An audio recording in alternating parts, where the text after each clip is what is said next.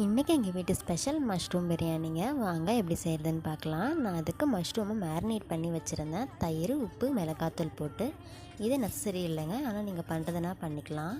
அது கூடவே 2 பெரிய வெங்காயம், 4 தக்காளி, புதினா, கொத்தமல்லி, பச்சை மிளகாயெலாம் எடுத்து வச்சுருக்கேன். அது கூடவே இஞ்சி பூண்டு அரைச்சி வச்சுருக்கேன்.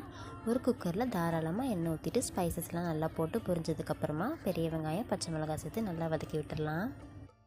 வெங்காயம் நல்லா ப்ரௌனாக வதங்கினதுக்கப்புறமா இஞ்சி பூண்டு பேஸ்ட் சேர்த்து நல்லா ராஸ்மெல் போகிற அளவுக்கு வதக்கி விட்டுடலாங்க. அது கூடவே தக்காளி, கொத்தமல்லி சேர்த்து நல்லா வதக்கி விட்டுடலாம். நல்லா உப்பு போட்டு வதக்கி விட்டுருங்க. தக்காளி நல்லா வதங்கினதுக்கப்புறமா மிளகாத்தூள், சிக்கன் மசாலா மாதிரியான மசாலா சேர்த்துக்கிறேன். நீங்கள் பிரியாணி மசாலா கூட ஆட் பண்ணிக்கலாம்.